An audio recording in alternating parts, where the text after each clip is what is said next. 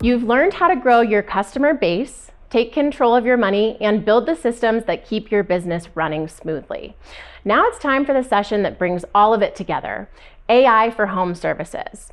You'll see how AI can help you build your full business plan for 2026, sharpen your financial decision making, automate parts of your operations, and even power your marketing and customer experience. We'll walk through real prompts, real workflows, and real examples you can start using tomorrow. And as a part of this session, you'll receive a full prompt pack demoed in this session to build your own personalized 2026 business plan. All right, everyone, let's settle in. I'm really glad you're here for this because what we're doing today, it's not a tech demo and it's not a hype session about the future of AI. This is a working session about your business and how to build a stronger, clearer 2026 plan using tools that can genuinely take weight off of your shoulders. Most of you know me, I'm Coach Morgan, and I work with thousands of pros across the trades. And I spend most of my time helping businesses get organized, make decisions faster, and feel more in control of their operations. And over the last 3 years, AI has become one of the most practical everyday tools that I've seen for doing exactly that. And to make this even more actionable, I've asked Coach Chris Olsen to join me. So Chris is not only a high-performing pro, he also coaches contractors on operations and business structure, and he's volunteered to help us walk through his 2026 plan right here in real time. Awesome. This should be fun. I'm excited. So let's start here with the reality check. AI, it's not replacing trades. AI is not replacing craftsmanship. AI is not taking away the part of your business where value is created. What AI is replacing very quickly is the slow, repetitive, unclear, mental-heavy parts of running a business that usually end up eating your evenings and weekends. The scheduling, the follow-ups, the financial review you meant to do 3 months ago, the I need to write this SOP list that's been stuck in your notes app forever, the marketing plan that you know you need but haven't had time to build. AI is stepping into all of that. And if you let it, it gives you back time, energy, and clarity. Not in a theoretical way, in a very real, very immediate way. I want you to think about AI less like software and more like a coach sitting in your pocket. It's available whenever you need it. It's patient, doesn't get tired of your questions, and it's shockingly good at helping you get from fuzzy ideas to clear action. You can hand it a year of revenue, and it's going to give you a clean breakdown of what's working and what's not. You can hand it your messy voice memo from the truck, and it'll turn it into an SOP or a job process. You can hand it your marketing struggles, and it'll map out an entire year of campaigns tied to your seasonality. You can hand it your hiring frustrations, and it'll build interview questions, scorecards, 30, 60, 90 plans for those new teammates. It's not replacing your judgment. It's taking the clutter out of the way so you can actually use your judgment. And here's why this matters for planning 2026. The businesses that are using AI, even just a little, are starting to make decisions faster. They're catching issues earlier. They're planning farther ahead. They're able to see their numbers more clearly. And that compounds. We're getting to the point where the gap in operational clarity between businesses using AI and companies that aren't using AI is becoming visible. It's not about who's smarter or who works harder. It's simply about who has better information sooner with less effort. If you give AI the inputs from your business, your numbers, your goals, your jobs, your seasons, it'll give you the clearest version of your business you've ever seen. And for most companies, that clarity alone is the difference between reactive decision-making and actually running the business that they intended to build. Now, I want to bring up one piece that almost never gets talked about, and it's the number one place where cash flow planning falls apart: your personal budget. A lot of pros believe they have a business cash flow issue, when really, they have a personal cash flow issue that the business has been forced to absorb. And if you don't know exactly what you need from the business can't be structured correctly to support you, your team, or your growth. So as we get into the money section later, I'm gonna have you talk to AI not just about your revenue goals and expenses, but also about your personal cash flow needs. Things like what you need to take home each month, what your household fixed costs look like, and what enough actually means for your family. We've baked that into the prompt pack that you're getting today. So you'll see places where you're literally filling in, my target take-home pay is, my household needs about X dollars per month to feel stable. And from there, AI can help you work backwards into what the business needs to generate, revenue, job volume, average ticket sizes, and how that might shift season by season. For many of you, this is going to be the very first time that you've seen your business plan anchored in the real-life financial needs of your household, and that changes everything. So today, you're leaving with one main resource that makes all of this simple, the 2026 AI Prompt Pack. These are the exact prompts that I use with pros to build pricing strategies, cash flow plans, hiring scorecards, marketing moves, capacity checks, all of it.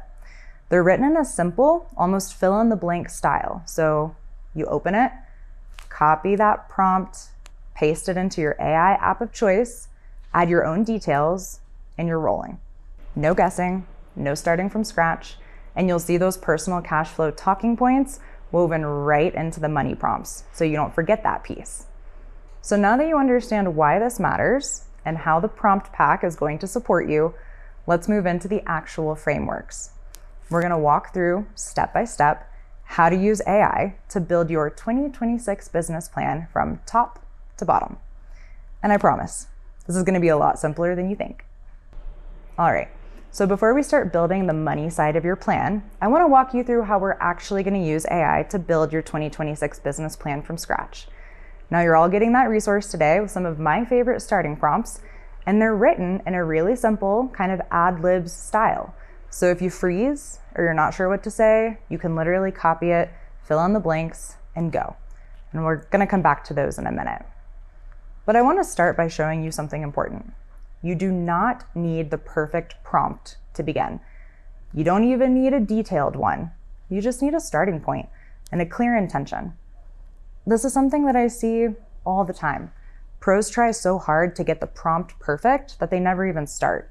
They overthink it, they get too specific too early, and they forget that this is really a conversation that you're having with AI. What I want you to do instead is step back and start with something broad, like, I want to build my 2026 business plan. What information do you need from me?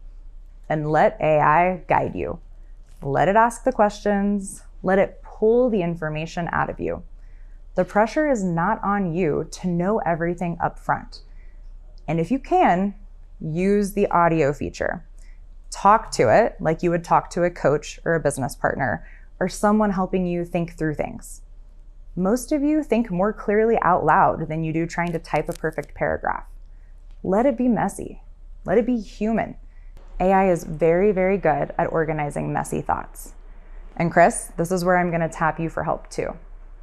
Okay, in your prompt pack, the very first prompt is called the starter prompt. It's written Mad Lib style. I want to build my 2026 business plan. My business is X. My goals for next year include Y, and I'm struggling with Z. Tell me what information you need from me to help me build the plan. But I want to show you that even that can be simplified. So let's do this the simplest way possible. All right, Chris, so now we have this prompt. I've written it Mad Lib style. And for this demonstration, what I'm gonna do is I've got my ChatGPT app open here, and I am just going to turn on the voice dictation mode. So it's the little microphone. Some of you probably have something like it when you're doing voice to text, when you're typing and texting. It's the exact same thing, but built into your AI app. So I'm gonna kick it on, give you a thumbs up, and you just kind of follow the prompt, tell it a little bit about what you've got going on as you head into 2026, and we're gonna see what kind of a business plan it'll start up for you. Sounds good. I want to build out my 2026 business plan. My business is an exterior cleaning and maintenance company, mainly focused on roof cleaning, gutter cleaning, and window cleaning. My goals for this next year include increasing revenue by approximately 20%, adding an additional 2 trucks to the road, and that would include hiring 4 more people. My biggest bottleneck right now that I'm struggling with is hiring and retaining good technicians, and also ensuring a consistent lead flow through the seasonality of the business. Tell me what information you need from me to help me build the plan for 2026. That was great. So you guys see that was a very, comfortable, normal, natural language. So what I did is I hit submit and it went ahead and translated that into text. And you can see here, and we're going to show you guys as well, that now it is starting to populate some different questions that it's going to ask you for. So things like your revenue from the last year, your average job size. It's going to want to learn a little bit more about the ins and outs of your business, like average revenue per truck per day. It's also, like you see here, Chris, it's going into some questions around pricing and margins, your technician pipeline and turnover, since you mentioned that as a challenge that you're having. Yeah. So it wants to go into your current tech count and your turnover rate, and maybe what are some of the reasons that techs tend to leave. So let's actually do that to take this demo a little bit further. We're gonna go in the future, in a minute here, we're gonna provide it with some financial information, but let's do the same thing. I'm gonna kick on the microphone and give you a thumbs up and just answer some of the information for the questions here related to your techs. Yep. Normal, natural conversation. Currently, I have 6 full-time technicians and 2 part-time technicians. I haven't had any turnover of senior technicians, but for entry-level technicians, I've had about a 50 to 75% turnover rate. Most of them left because they either were not very capable of completing the work or weren't very well suited for the work, or because of simply compensation issues because we don't pay as much for entry-level employees. For our more senior employees, once they have some tenure, we do pay pretty well compared to our competition. We pay between $30 and $50 an hour. We offer bonuses and overtime regularly. There's lots of advancement because any apprentice has the opportunity to become a lead and have their own truck. And all the training is pretty well standardized. We have operating procedures and SOPs for getting people trained in their first 6 months to a year. In addition, our lead and senior technicians actually have a compensation structure that includes commission on upsells, sales, and additional services in the field. Excellent. Okay, so we're translating that into text and we're pushing it right in. One thing you guys are going to notice whenever you start using these prompts are that it might ask you for a lot of different things in a lot of different directions. Don't get overwhelmed. Just take it one step at a time and know that you can direct it, right? If there's one thing that you want to focus on a little bit more, you can start with that. And we're going to shift into a couple of the other examples with some of the other prompts that are going to help you add even more detail to this beginning prompt that's just starting to help you put the foundational pieces of your business plan together. Now, what usually happens here, and you'll see this in your own prompt pack on pages 1 and 2, is that AI is going to start by asking clarifying questions, usually around things like revenue goals, capacity, slow seasons, your services, your pricing, your hiring, and your operational challenges, what's changing next year. And you don't need perfect answers. You don't need to know the exact numbers. You just need to be honest. So it identified that I wanted to ask you some more information specifically about your hiring and retention, because you mentioned that that's one of your big pain points. So Let's take this demo to the next step and have you continue on. I'm going to click that audio button again, give you the thumbs up, and go ahead and answer some of these questions that it's asking you. Do me a favor and read the question out loud first, just so everyone can kind of hear what AI is asking you. And we're going to demonstrate giving it some follow-up information to help make your business plan custom to you. My high-performing employees, the main things they have in common is they're self-starters, they take initiative, they usually are very good problem solvers, so they can figure out a lot of issues and common problems in the field on their own, and they are usually highly motivated. The low performers, or the people that wash out, the biggest thing they have in common is one of 2 things. Either they don't really realize how physically strenuous or weather involved the job is. So a lot of times we have people wash out very quickly because they don't realize that our jobs are very labor intensive. They involve being out in the weather, and they involve being wet and snowed on and whatever else it looks like when you're working outside. For training currently, we have a pretty robust training program for newer employees. So in their first 3 to 6 months, they work as an apprentice with a senior technician. And we have standard operating guidelines that include kind of a benchmark of training and experience and skills they need to have before they can lead their own jobs. As far as pay goes, we are at market rate or above, especially compared to other competitors in the industry. But I wouldn't say we're paying extraordinarily well for entry level. We're paying between $22 and $28 an hour for entry level. but our more senior technicians have a pay structure that's anywhere from $30 to $50 an hour once they are able to earn commission, earn bonuses, and earn performance-based pay. That was a really great amount of detail. How did it feel doing this conversationally instead of typing? Yeah, it's always funky because I had to teach myself to interact with AI like I'm talking to a person, and I try to really have a conversation with chat instead of just trying to like bullet point. And I think that a lot of people don't realize that you get better responses when you talk to chat like you would talk to a consultant or a coach or somebody you're working with. So I try really hard to make it conversational and not abbreviate things or shorten things, and try to make sure I'm being detailed but keeping it conversational. Yeah, I think like when you're talking to it, it's easier to elaborate and you capture more detail. And what you were saying is exactly what we want. That's the level of detail that your AI assistant can work with. And again, this is where your prompt pack can help you guys. If you feel stuck, there's a section that's called Starter Talking Points. So you can literally look at that list and start saying things like, I'm worried about my slow season, or I think my pricing needs a reset. Just use that to start prompting these conversations and try talking to your AI like a real assistant. And as Chris sees here, and as you guys are going to be able to see, it starts customizing and building out a real plan for 2026. All right, and then it's prompting it back to you for some additional like revenue numbers and pricing margins. So it's prompting you for more information. Chris, how did that feel as far as getting started with the conversation for building your business plan for 2026? Yeah, I love how detailed it is, and it's really impressive how many different clarifying questions it asked, because it really, you can tell that once you actually give it the information that it's looking for, that the chat's going to have a lot of information to build a really detailed plan. So it's obvious that it's not just going to be a simple surface level like, hey, make more money. It's going to have a lot more details, and I'm excited to see how actionable and tactical all the information that it spits out is going to be. Great. That's exactly what we want. That's the level of detail that your AI assistant can work with. And again, this is where your prompt pack can help. If you feel stuck, there's a section called Starter Talking Points. You can literally look at the list and say, I'm worried about my slow season. I think my pricing needs a reset. I'm thinking about hiring, but I'm not sure when. I want to increase revenue, but avoid chaos. These little talking points are enough to get AI moving. So with what Chris just shared, nothing formal, nothing fancy, AI can now build the outline of his 2026 plan. And you're gonna see this structure show up in your prompt pack too. It generally organizes itself into things like revenue and profitability, pricing, seasonality, capacity and hiring, operations and systems, marketing and demand generation, KPIs and cadences.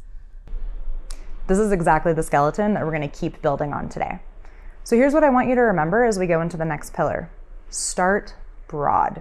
Your very first prompt can be one sentence. Let AI ask questions. It's designed to gather context. Talk out loud if you can. Natural language always works best. And use the prompt pack as your training wheels. It has the fill in the blank prompts, the talking points, and the sample scripts to get you started. This resource, it's not meant to make you dependent on prompts. It's meant to help you build confidence. All right, now I want to get into the part of the 2026 plan that everything else rests on, the money side.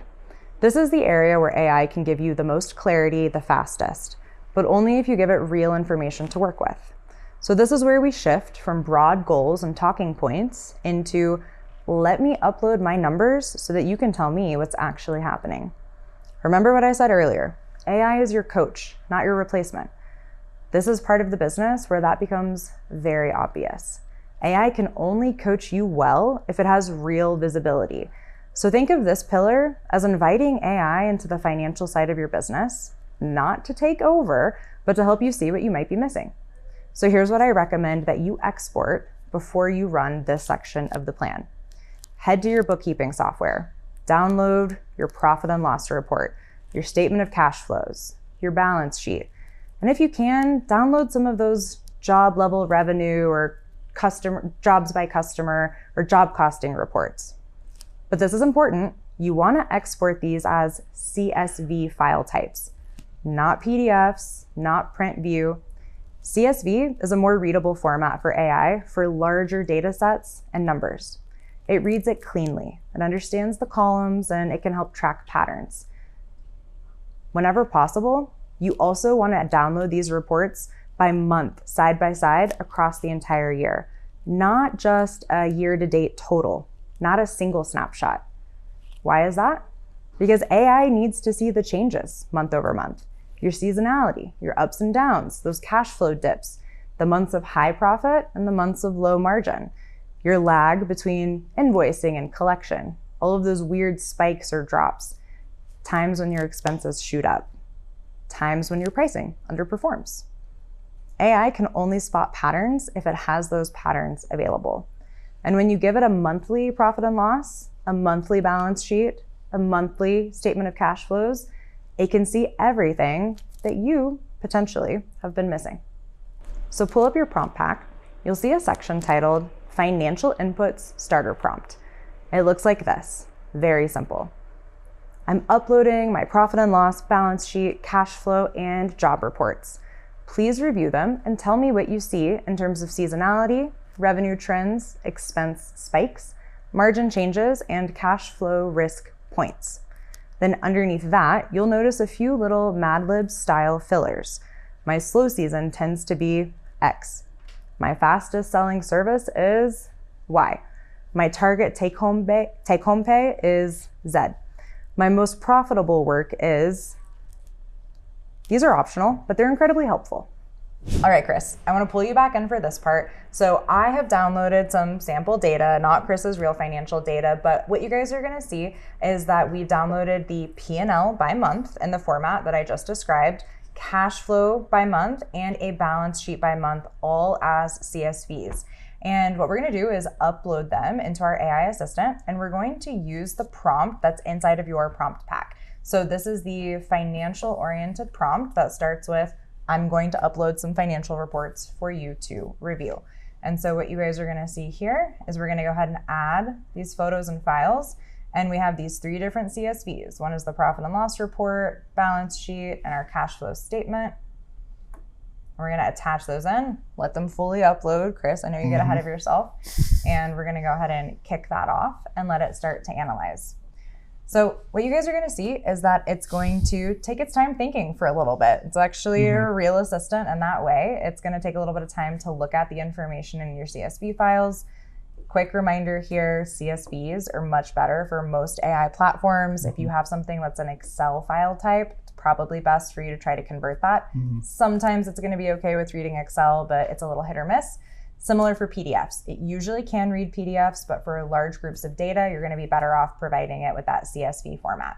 As you can see here, it is thinking, and I'm actually going to show you guys quickly. You can open up, and in ChatGPT, which is what I'm using, I'm going to scroll up and you can see what it's doing. It's using some different software code and analyzing all of the financial information that we're giving it.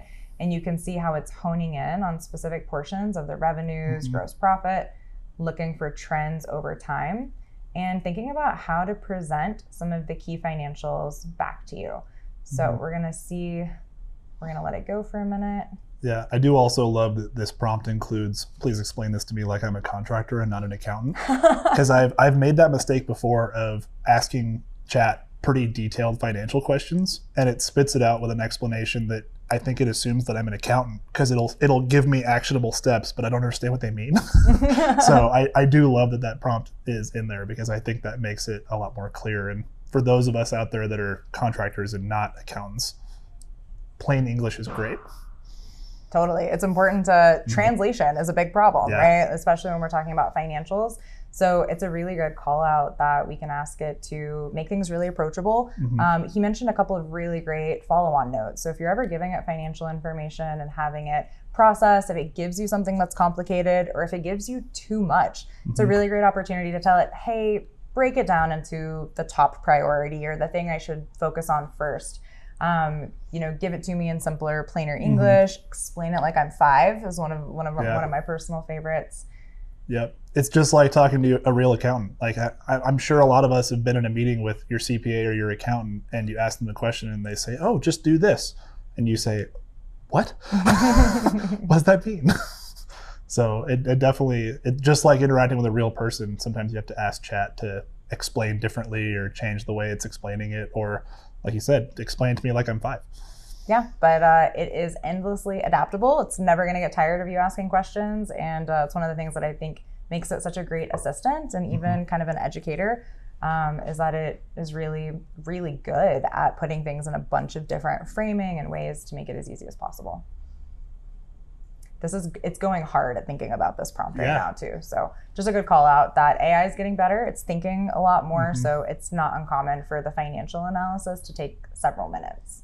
Yeah, I've noticed since the latest version of ChatGPT came out that it's been thinking longer, even when you don't prompt it to. With the previous version, if you asked it to take its time and think, it would.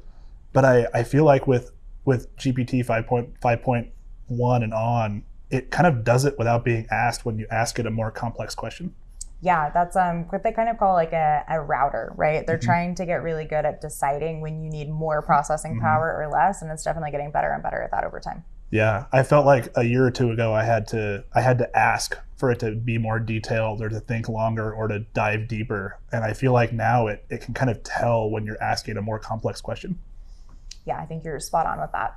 Okay, here we have our output. It told us it was thinking about this for a little less than 4 minutes, and it's giving us some really great insights. So it's starting off with information about seasonality, busy versus slow months. It's giving us plain English takeaways because we asked for that.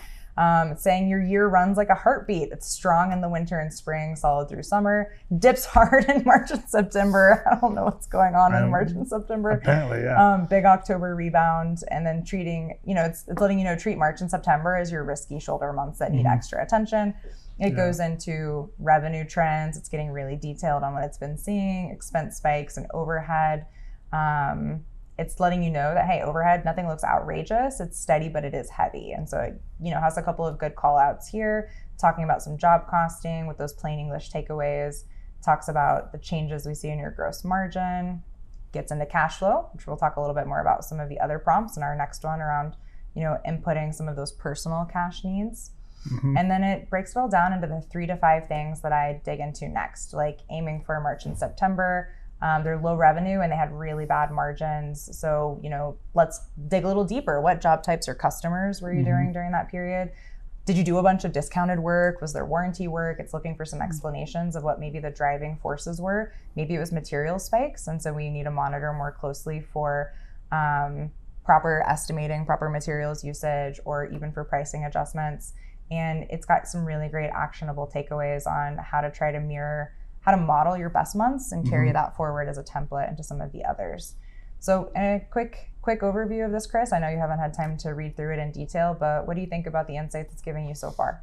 It's awesome. I really love that it shows you the detail and then breaks it out into plain English and then gives you actionable takeaways, because I think one of the things that a lot of tradesmen and pros struggle with is they have the information, but they're not quite sure what to do with it. And I love that this takes that information, takes that data, reviews it, and then says, hey, have you considered this or this or this? And really gives you a spot to start digging deeper or different avenues that you can explore to find out more details when you need to.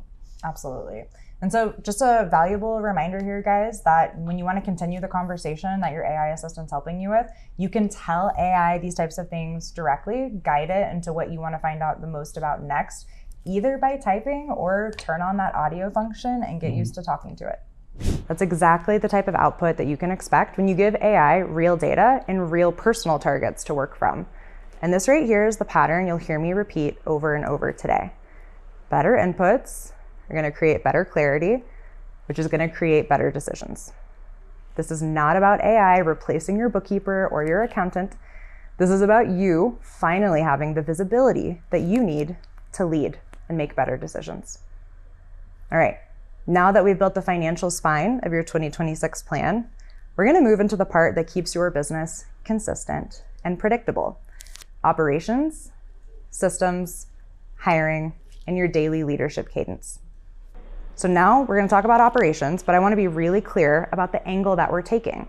We're not going to spend a bunch of time on AI can write an SOP or AI can make you a checklist. Yes, it can. You've seen that in other sessions.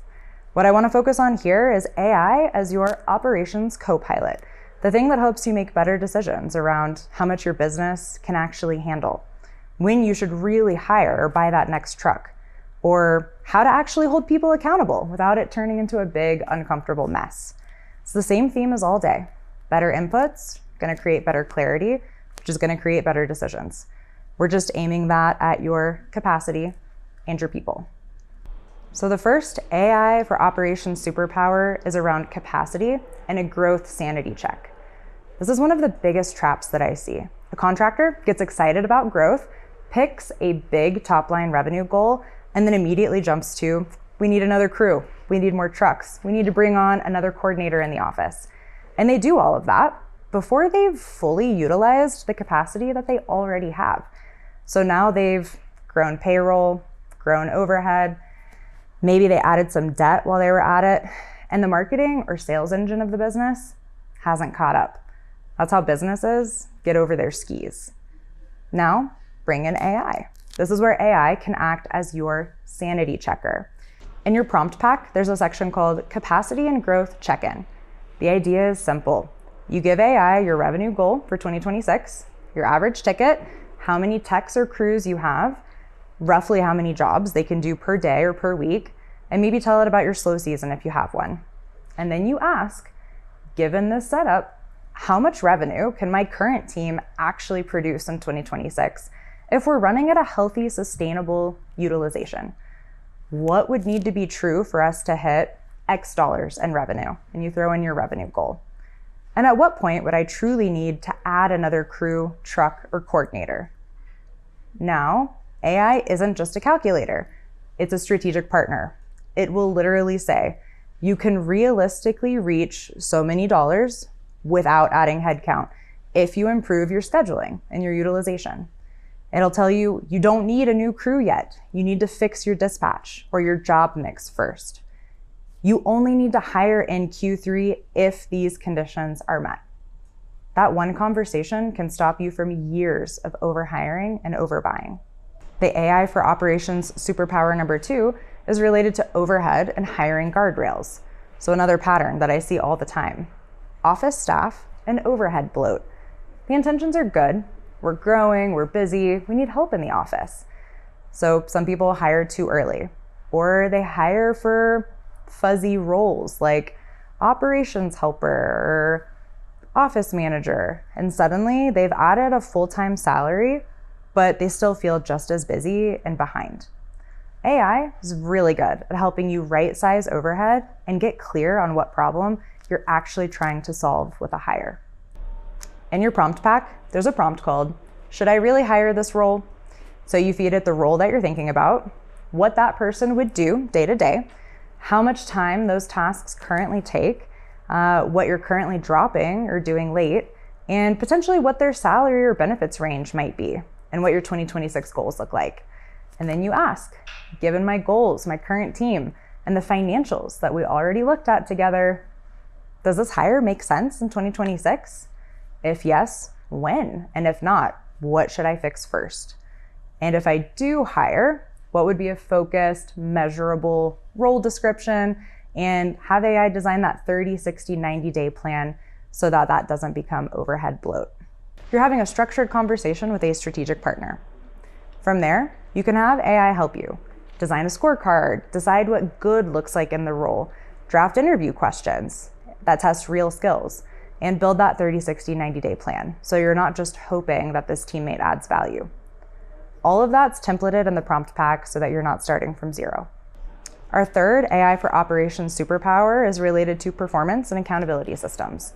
The last big one in operations, performance management. Most contractors I talk to hate this part. They don't have clear metrics per role, they don't have simple ways to track performance, and they don't have language for the tough conversations. So bad performers linger, good performers get frustrated, and leadership feels like they're constantly reacting. Here's where AI steps in. In your prompt pack, there's a section called Role Scorecards and Tough Conversations. The idea is you define the role, whether it's a tech, crew lead, CSR, estimator, whatever. You list out what you believe good looks like in plain language. You share the basic KPIs that maybe you're already tracking, even if it's just a couple, or maybe you don't have any. And then you ask AI to turn that into a one-page scorecard for the role. Suggest 3 to 5 simple KPIs that you should start tracking that are realistic for your business size. Maybe draft a weekly one-on-one agenda so you have a rhythm, and even help phrase performance conversations in a calm, clear, documented way. For example, you can literally say, I have a tech who's strong with customers but keeps missing steps on our process. Help me draft a script that's firm but fair, focuses on expectations, and ties back to our scorecard. So now you have a role that's clearly defined, metrics that are simple enough to track, a cadence to talk about them, and language for hard conversations. That alone can change how your whole team feels about accountability. So notice what we did here. We didn't talk about AI can make checklists, AI can write some SOPs for you, even though it can. Instead, we used AI as your operations co-pilot to help you sanity check your growth plan against your real capacity, help you right-size your overhead and hiring so that you don't bloat the office, and help you create simple performance systems so that you can actually lead your team. So after all of that, we've used AI to get really clear on what your business can realistically handle, when you should actually hire, and how to create simple systems to keep performance on track. That gives us the operational foundation. Next, we're gonna build on that by going into growth and marketing. Not the generic stuff everyone else is doing, but the strategic pieces that actually support the capacity and goals that you just clarified. Because the number one mistake I see is businesses planning for growth without understanding the operations underneath it. And the second mistake is trying to market without knowing exactly what your business actually needs more of.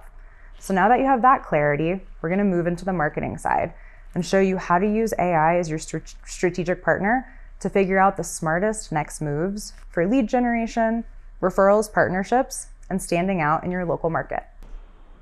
So with that, let's jump into the growth pillar. Let's talk about growth. Not the generic post on social media advice that everybody already knows, but the things that actually move the needle for home service businesses. Because here's the truth, you're not competing against a million contractors. You're competing against the handful of contractors who are consistent and strategic. And again, our theme is gonna repeat here. Better inputs are gonna create better clarity, which is gonna create better decisions. That applies to marketing just as much as money or operations. So what I want you to start thinking about is AI as your strategic partner, almost like a marketing director who isn't emotionally attached to anything, doesn't get tired, and can analyze 10 ideas in the time that it might take you to think of one.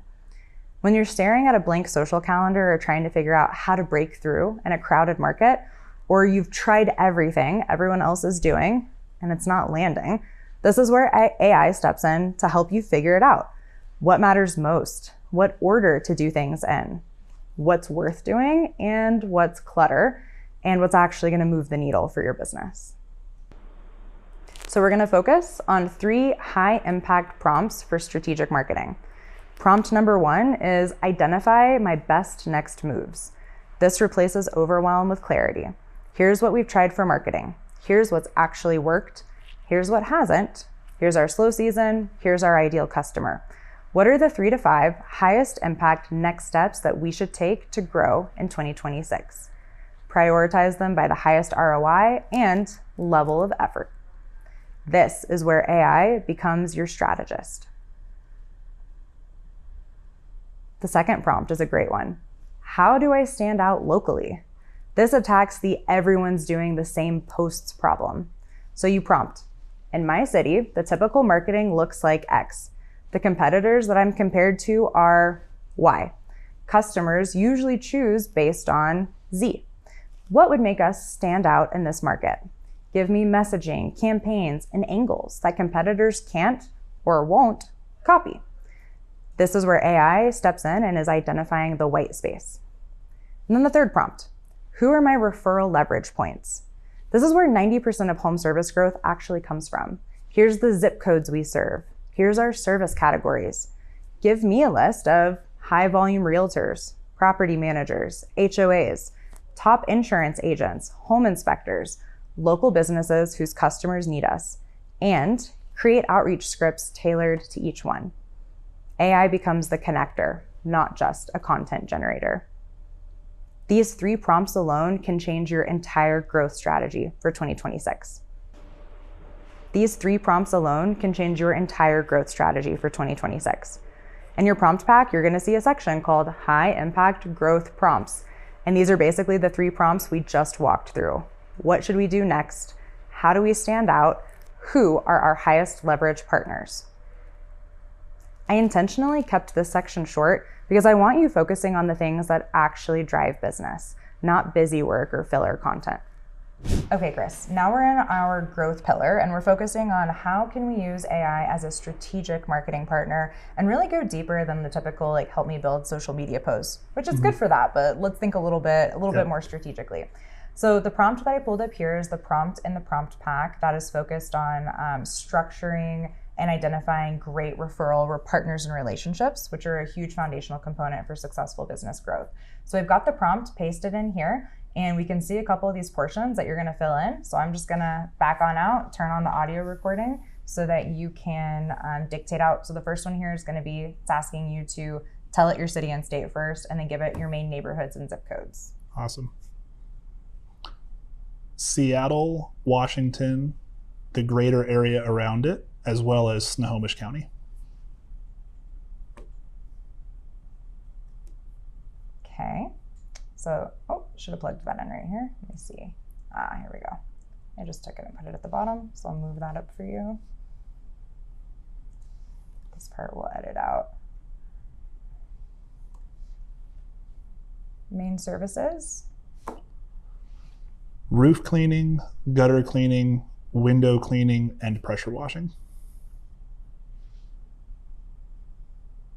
Oh, it's going to keep doing that. That's okay. There's only a couple of them here. All right, and now it wants to know, do you already have any relationships with any of these, like realtors, property managers, HOAs? Give it as much detail as you want. We work with a lot of property management companies, HOA managers, and HOA communities, as well as a lot of apartment complexes and commercial buildings. We do work with residential and commercial property management companies. Perfect. So it's taking your audio from each one of these, and I'm going to plug it in to those fill in the blank parts of the prompt here. And now we're asking it to list the top types of referral relationships that will likely send you good business in the areas you work in, and to suggest that what kind of value you might be able to offer each partner. So thinking about how you're going to approach these referral partners, and then actually writing some initial outreach messages and emails that you can use to start reaching out and really systematizing your referral relationships. So Chris, Awesome. This was a good example for our growth pillar. Do you currently do anything like this in the business? Yeah, so a lot of these things, real estate agents, we do free inspections and we do things like that with them. We do have a lot of long-standing relationships with real estate agents, home inspectors, roofing companies. Specifically with roofing companies, we do a lot of cross-referring. So they refer us for maintenance, we refer them for repairs and replacements. Solar panel installers is not one that we do a lot, but I'm also in Seattle where solar panel installers are not quite as popular. Landscaping and yard maintenance crews, a little bit. We do definitely work with window installers, general contractors, handyman, like those type of companies, mostly for things like post-construction cleaning. House organizers and move-out services, that's one I hadn't really thought of. That's a good one to think about. Short-term rental property managers, we don't do anything specifically to reach out to them, but we do work with them occasionally, but they usually find us. And then HOA boards and community managers, we do a lot of work with, but they're a lot of times hard to get a hold of. So I'd be interested if Chad has any ideas how to find those people easier, because they usually find us. They're a lot of times hard to find available information for. And then commercial and multi-unit partners for sure. All of the above. We do a lot of work with a lot of those different companies. Nice. And then it goes into, getting more tactical and specific about the types of value that you can offer to each partner that's important to them. So just a couple of quick highlights. It's mentioning with real estate agents that one of the things that they value is fast scheduling, especially for things like pre-listing cleanups and getting things listing ready, package pricing. It's mentioning things around roofers like the fact that you guys utilize safe, non-damaging cleaning methods, and you take that lower ticket maintenance work that's not part of their scope. Yep. And that's why we have a lot of referral relationships with them. It's cool that Chat mentioned that, because it's a lot of times we do the smaller maintenance and upkeep that they don't want to deal with. But then when we run into services where we are called out to do a cleaning, we find out they actually need a new roof. They're a great referral partner too. I really liked this call out because you mentioned like move out and organizing services. So, a common thing in the property industry are those turnovers, right? Cleaning turnovers. And so it's recommending this idea of maybe combining that interior turnover with an exterior refresh, which might be popular with landlords, property management companies. Yeah, it's a good idea. I hadn't thought about that. All right. And then it got into even drafting some potential outreach messages for you here. To your note, you mentioned how challenging it is sometimes to actually find contact information. So one quick little call out I'll mention here is that most of the AI platforms now do have a deep research component. So if you look at the little area where we add photos and files, if you select and add deep research, and then tell it that you'd like for it to identify specific companies, specific people, and help find publicly available contact information, it can do a really great job of tracking those things down. Awesome. So some of the pros that I've worked with have had excellent results from having it identify top performing realtors in areas and helping track down all of that great contact information to make that outreach campaign even easier. Awesome. Hopefully that gave you some food for thought for things that you didn't quite realize AI could lean in to help you with. So again, the same theme that we've been reinforcing all day, your real inputs into a simple conversation, creating some strategic clarity. AI is not here to help you post more. AI is here to help you make better moves. So now you've got your money, your operations, and your growth strategy dialed in. Next, we're going to pull these things together into one unified 2026 business plan that you can actually use and share with your team, not just a vision in your head. We've covered a lot today, so I want to bring this back to something very simple. You do not need to go home and overhaul your entire business with AI. You really just need to pick one thing that you heard today that made you think, yeah, that would actually help me. That's it, just one. What we did today was not about shiny tools. It wasn't about learning 100 prompts. What we did was walk through how AI can support you in getting clear about your numbers and staying grounded to your actual capacity, holding your team accountable, and how it can help you identify the smartest growth moves for your market. Those are the pillars of a real business plan. And all day long, the pattern never changed. Better inputs are going to translate into better clarity, which is going to help you make better decisions. That is the entire formula for building a stronger 2026. So here's what I'm asking you to do next. Just pick one thing and go start it. Open your AI app of choice, whether it's ChatGPT or Gemini or Claude or whatever you use, and copy one of the prompts from the prompt pack that we're giving you. Don't worry about making it perfect. Don't wait until you have more time. Don't talk yourself out of it. Just start the conversation. And if you're not sure which prompt to start with, just use the very first one in the pack. I want to build my 2026 business plan. Here's my business. Here's what's on my mind. What information do you need from me? That one prompt opens the door to every other thing that we talked about today. It's easy, it's quick, and you can do it while you're sitting in your truck. And I really want to encourage you to actually schedule maybe a 20 or a 30-minute block on your calendar. Schedule it today before you get up and leave to just work on that one thing. Maybe it's uploading your P&L as a CSV. Maybe it's doing that capacity sanity check we talked about. Or maybe it's asking AI for the top 5 strategic growth moves. Whether it's building a scorecard for a role you're hiring or drafting a follow-up script for a partnership outreach plan, doesn't matter which one you choose. What matters is that you choose one. Because what happens when you start this isn't just that you get a document or a plan. You get clarity. You get momentum. You get your evenings back because you're not carrying around everything in your head. And you start making decisions from a place of calm and information instead of stress and guesswork. Also, definitely don't forget to download the prompt pack that we've been talking about. It's intentionally short, it's intentionally simple, and it's designed so that you can start immediately without even remembering a single thing from today. This is your starter kit. Use it, copy it, modify it, make it your own. Give it to your team, use it in meetings. And I'll end with this. AI is not here to run your business for you. It's here to help you become a more informed, more efficient, and more confident leader. Your job isn't to master AI. Your job is to lead your business. AI just gives you a better tool set to do that.